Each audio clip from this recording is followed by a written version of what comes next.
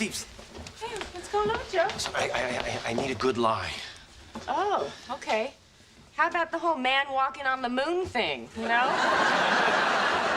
you can see the strings, people.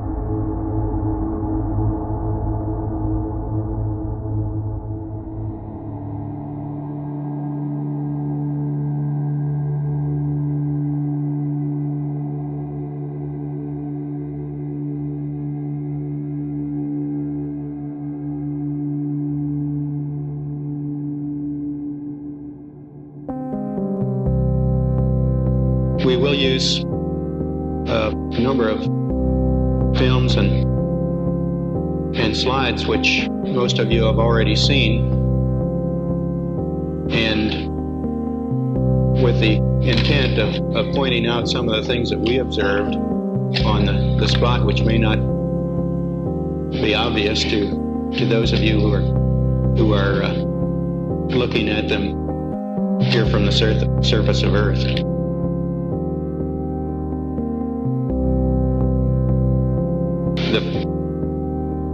The flight, as you know, started promptly. And I think that was characteristic of all the events of the flight. The Saturn gave us one magnificent ride, both into Earth orbit and on a trajectory to the moon. Trajectory to the moon. To the moon. The moon. The moon.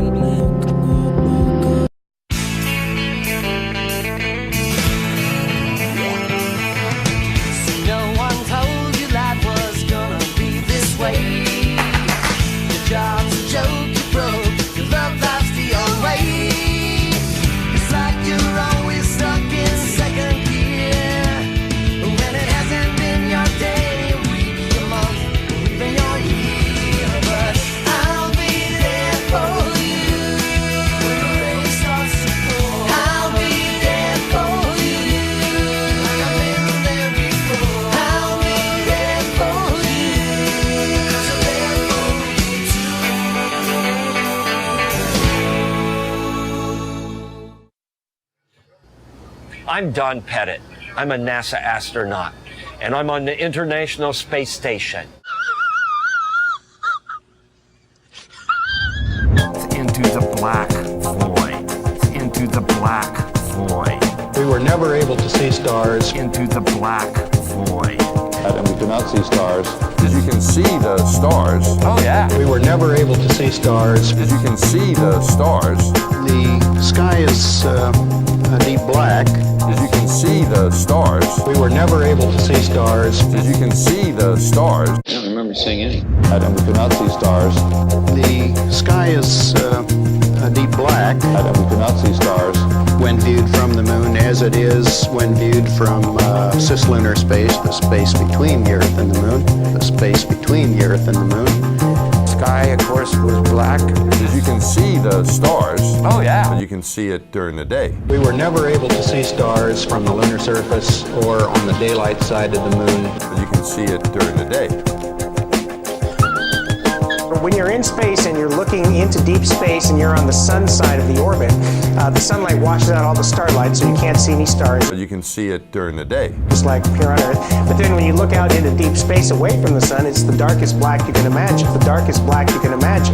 The sky, of course, was black. Of course, you can see planets. You can see it during the day. Yeah, you can see moons. You see the gas. You can see the. I think we can look forward to going back to the moon again, but not just for a visit, to settle there. I'd go to the moon in a nanosecond. The problem is we don't have the technology to do that anymore. We used to, but we destroyed that technology, and it's a painful process to build it back again. But we destroyed that technology, but we destroyed that technology. We destroyed that technology. I'd go to the moon. But we destroyed that technology, and it's a painful process to build it back again. I'd go to the moon. We destroyed that technology. I'd go to the moon. Right now, we only can fly in Earth orbit. That's the farthest that we can go. And this new system that we're building is going to allow us to go beyond and hopefully take humans into the solar system to explore. So the moon, Mars, asteroids, moons. There's a lot of destinations that we could go to. The moon, Mars, asteroids, the moon. The sky, of course, was black. I see, so many stars and planets. Is a palpable blackness. It's not just dark. It's forever. No, don't give me that NASA bullshit. And we cannot see stars. You can see the stars. The zodiacal line. And we cannot see stars. We were never able to see stars. You can see the stars. Oh yeah. There really are billions and billions of stars, and you can see them. And we cannot see stars. And you can see them. We were never able to see stars. And you can see them. I don't remember seeing any. You can see it during the day.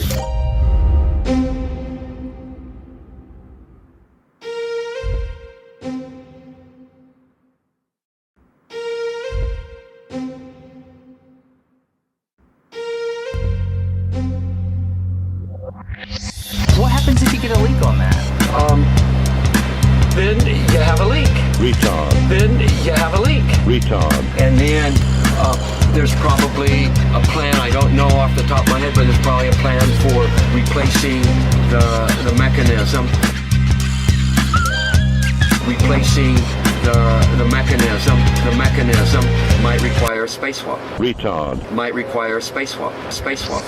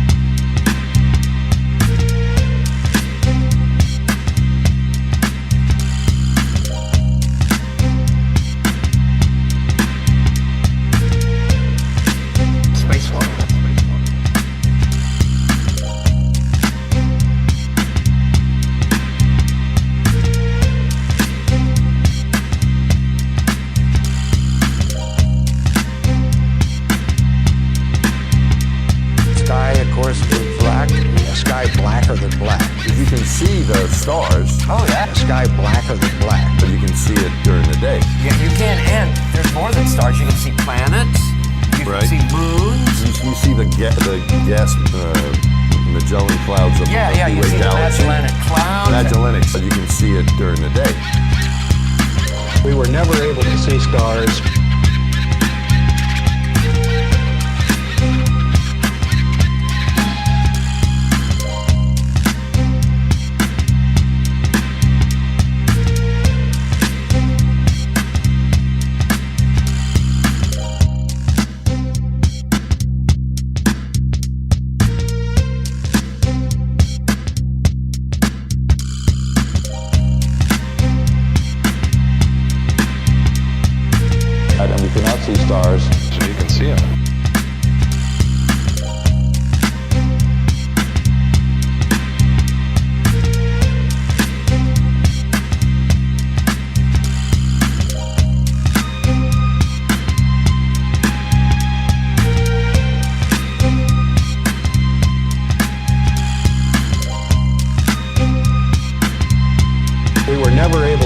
stars. And you can see them. But you can see it during the day.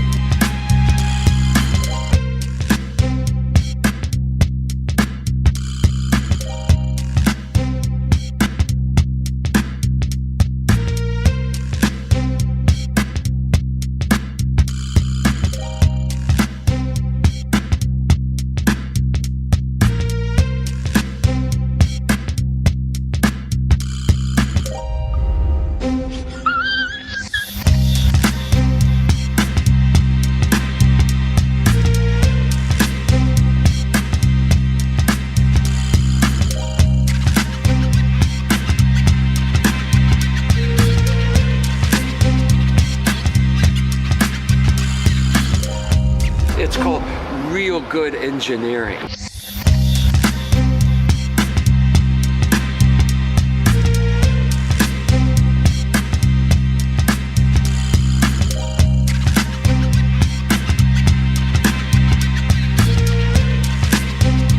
We had some difficulties in perception of difficulty.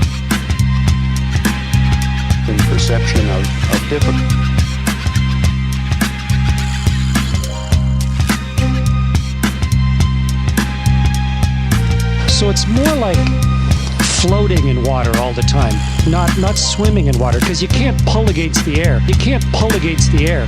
It doesn't, I'll show you, it won't take me anywhere. It doesn't, I just stand here. Oh, maybe I'm rotating a tiny bit. You can't pull against the air. Oh, maybe I'm rotating a tiny bit. NASA bullshit. Then you have a leak. Retard.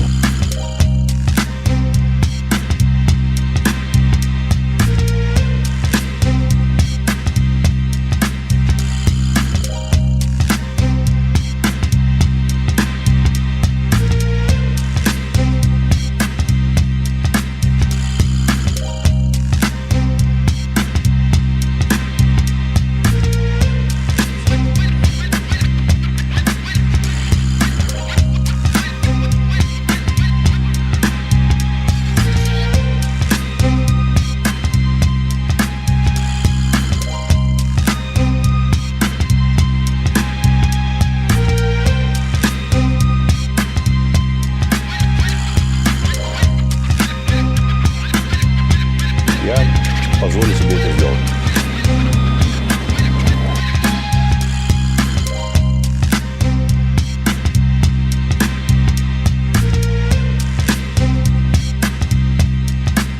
Real good engineering.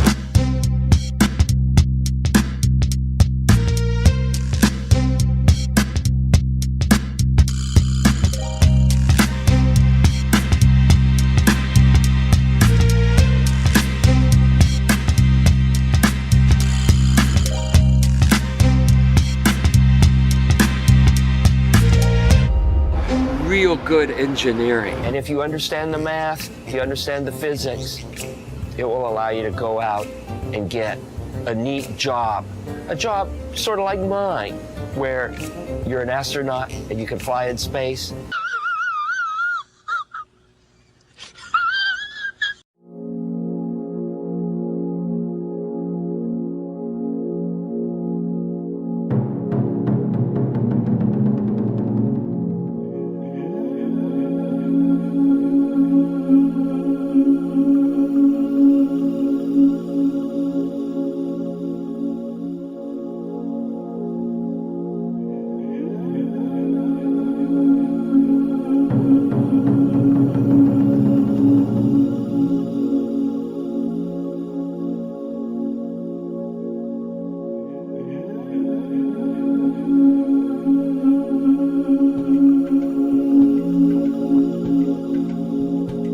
Never able to see stars from the lunar surface or on the daylight side of the moon.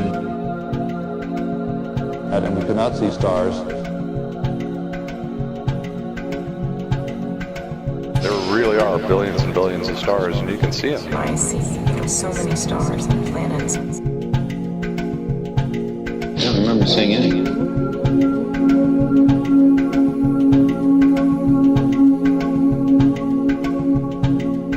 As you can can see the stars. Oh, yeah. You know, and pretty much all the time you can see the stars. It's not which a is black cool thing. void. I mean, it's black, but there's all kinds of little polka dots. There's all the stars there. The cool thing is about it, you can see it during the day. Yeah, you can, and there's more than stars. You can see planets. You Right. can see moons. You see the gas, Magellan clouds of the You Milky Way see galaxy. the Magellanic Clouds. Magellanic. See, I just went to well, Magellan there's a large clouds. I one didn't and a want to. small one, right?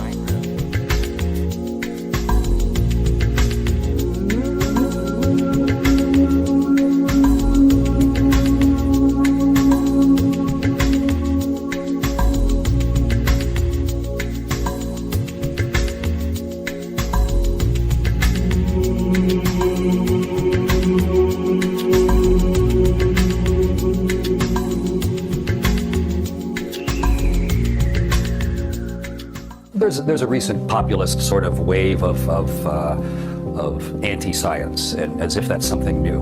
It's mostly because social media has given everybody what appears to be an equal voice. On the corner of Hyde Park in London, there's Speaker's Corner, and that used to be the internet, where you could go stand there and yell any stupid thing you wanted. And if people wanted to gather around and listen, that was their choice. But if you weren't interested in whatever that person was spouting, then you didn't need to listen. But now, internet has sort of turned everything into the Speaker's Corner.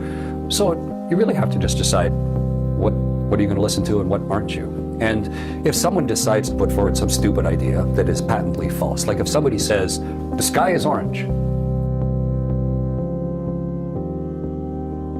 you can have an argument about it if you want, but it's obviously not true. The sky is orange. The sky is orange. Orange. It's obviously not true. So there's really no point in even engaging in conversation. Or if somebody says the world is flat, the world is flat, it's patently untrue. So there's no point in engaging in conversation, because all you're doing is giving that person credibility for something that we've known for thousands of years to not be truth. The sky is orange. So I don't even worry about it. I don't even worry about it. I don't even worry about it. I don't even worry about it.